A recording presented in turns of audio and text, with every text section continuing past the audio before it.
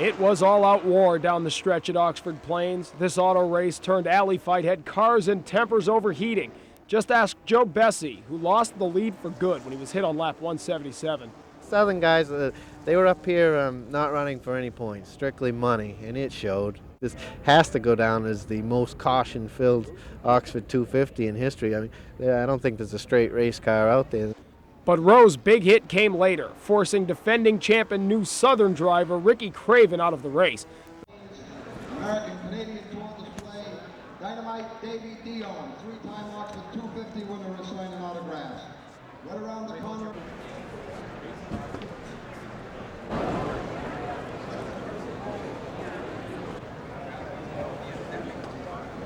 To be the second consecutive Maine native to win the rookie title in that series, which I think in itself is something people from Maine ought to be really interested in keeping track of, and I think it would be extremely, it would say a lot for this state to have back-to-back rookies in that division.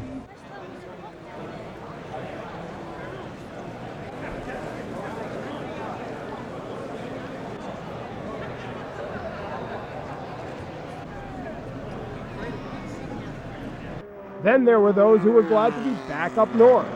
A familiar face being the track is great, because I've seen too many tracks that I haven't seen in the past few weeks.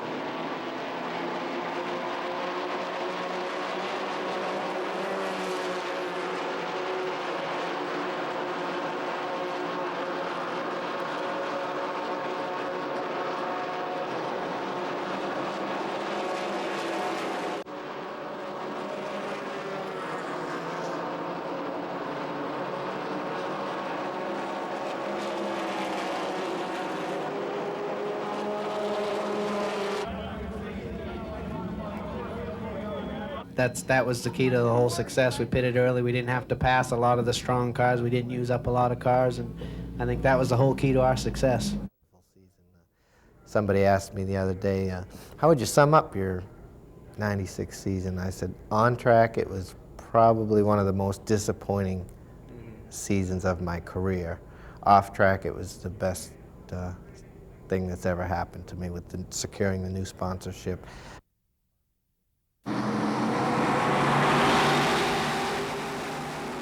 A smooth start to the race. Joe Bessey was running well after starting in 9th place, but trouble came early. Bessie got tagged and went into the wall around the 10th lap. 6 cars went out of the race as a result.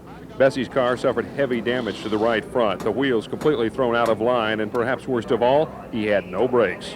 Somebody got up underneath me and just pushed a load of air up under the car coming off too, and kind of like getting shot out of a cannon, just right straight into the wall. And I was real lucky. I mean, I didn't want to come back across the track, but I was real lucky to keep the car straight. The crew brought the car behind the wall and worked feverishly for almost 30 minutes to simply get the car drivable again. Finally, with the race more than 40 laps old, Bessie returned to the track but could not drive competitively. I don't know, we got him out there. We're just going to try and catch up to those guys who just worked this last stretch. So try and make up some positions, you know, and get cut off the best we can. It's not the way we want to start the year. A bad start to the season, but even team owner A.J. Foyt is not discouraged. It's racing, though. You got to take the good with the bad. He qualified good and was running good, and just one of them deals that happened in racing. It wasn't nobody's fault, but it just happened. So many people come here with bad finishes and go on to win championships. So I mean, it's the way you got to play the game. They did a great job putting it back together. They made it safe for me to be out there and run somewhat respectable, and just go to Rockingham next weekend. Me competing on the Busch South against Mark Martin and Dale Jarrett and a host of other ones just really continuously sets the benchmark to where, I mean, they don't drive a Busch car any less than they do a Winston Cup car, and I mean, they're working just as hard at winning Busch races.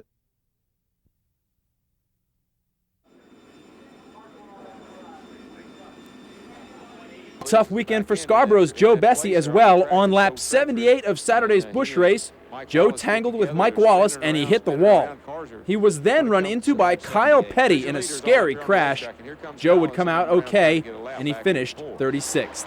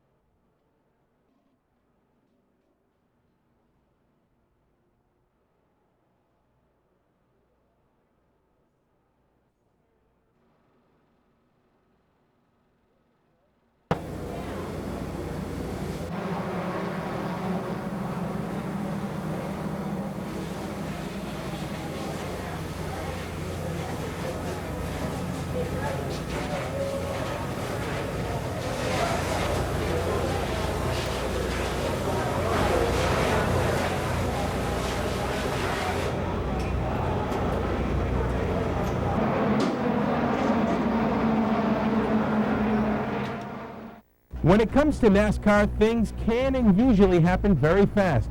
Jeffrey Bodine was looking for a new ride, and Power Team was looking for a new driver.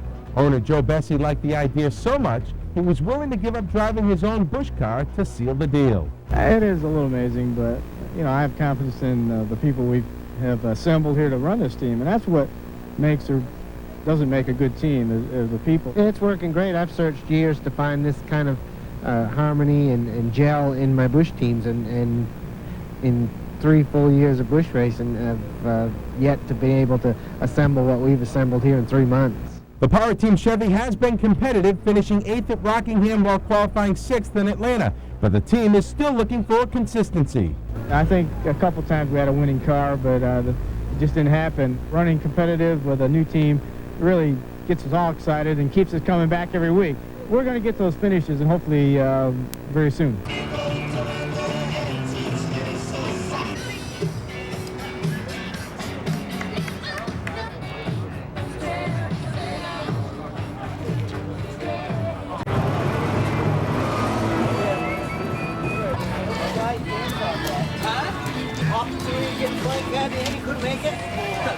What's that? Opportunity to get the funny car? You couldn't get in? No.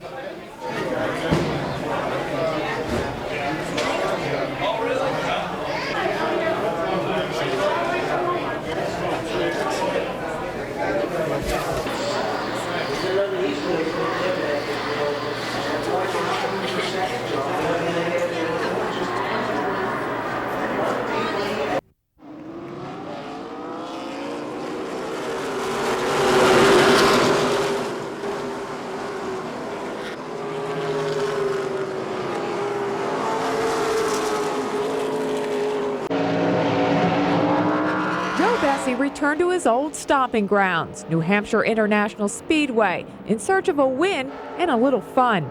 Bessie is racing part-time on the Busch circuit these days and feels he's at a crossroads in his career. I mean, I'm at the point where really none of it's fun. It's all business right now, and I just as soon drive, but I also, if the right situation comes, I have no problem with owning in order to keep the team successful. Bessie left the driver's seat 2 years ago for the big time, owning a Winston Cup car. Jeff Bodine was his driver. The team got off to a good start, but then things began to fall apart. Jeffrey had a severe accident in Daytona at the beginning of the 2000 season, and the 99 season, the team and myself and Jeffrey could do no wrong, and then in 2000 we could do no right. The team lost sponsors, so Bessie returned to the Busch Series, driving the number 6 car he also owns. One silver lining, his limited schedule has given him time for something else.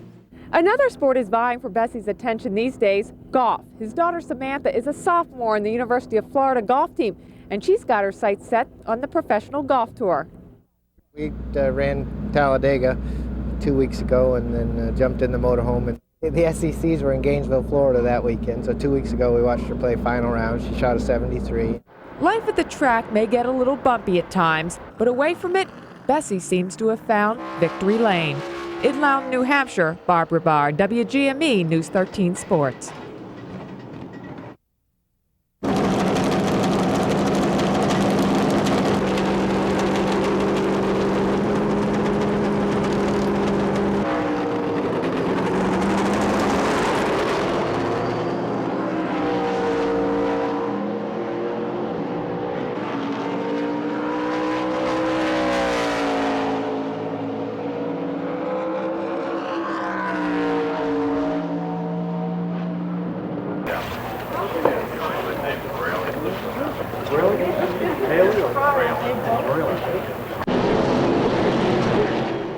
Maine's Andy Santier won the Busch North race at Beech Ridge earlier this month.